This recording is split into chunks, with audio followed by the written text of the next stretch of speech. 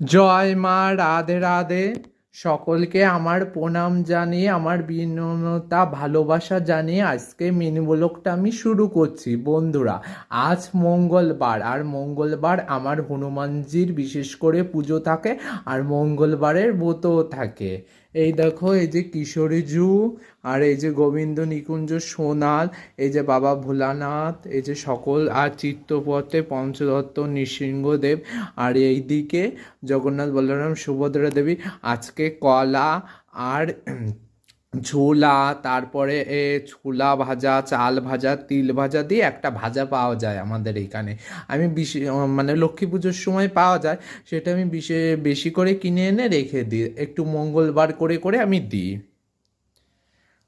এই দেখো, এই যে কলা আর ওই ভাজা আর ওই গুড়ের বাতাসা দিয়ে আজকে ভোগ লাগিয়ে দিয়েছিলাম। এইদিকে দেখো দাদা গোপনারায়ণ, এই যে বধূমাতা শ্রীলক্ষ্মী, এই যে মঙ্গল ঘট। আজকে গাছে নতুন গাঁদা ফুল উঠেছে বলে আমি গোলুবাবুকে গাঁদা ফুল আর তুলসী মঞ্জুরি দিয়েছি বলে ও বাড়ি থেকে একটা স্থলপদ্ম এনে দিয়েছে, সেটা আমি দাদা গোপনারায়ণ বধূমাতা শ্রীলক্ষ্মীর মঙ্গল ঘটে দিয়ে দিয়েছি।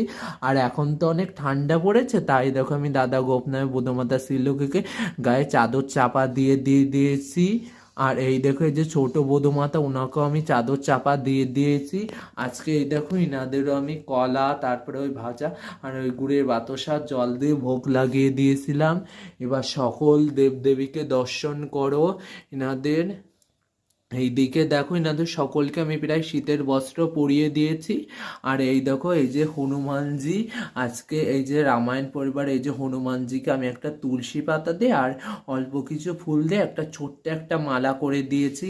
তারপরে এই যে একটা মৌসম্বি ফল দিয়েছি, তারপরে একটু পুষ্প দিয়েছি, মানে যেরকমভাবে আমি ব্রত করি সেরকমভাবে করে নিয়েছি। আর এই যে হনুমানজি আর রামায়ণ পরিবারের মঙ্গল ঘট। আর এই দেখো, এই যে জগন্নাথ, এই যে বলভদ্র, এই যে সুভদ্রা দেবী, এই যে পঞ্চদেবতা, এই যে আমাদের কুলদেবী মা শুভচন্ডী। আর এইদিকে দেখো, এই যে আমাদের ধান্য লক্ষ্মী, এই যে বৃহস্পতিবারে মঙ্গল ঘট, এই যে গজানন, এই যে বোঝের কাত্তায়ন, এই যে গানপত্য শিলা, এই যে লোকনাথ বাবা, শিব ঠাকুর, এই যে হর গৌরী মা দুর্গা, যে পুচকে শ্যামাকালী, ওনারও আজকে স্নান ছিল, ওনাকেও আজকে অভিষেক করিয়ে দিয়ে তারপরে পুজো করে নিয়েছি।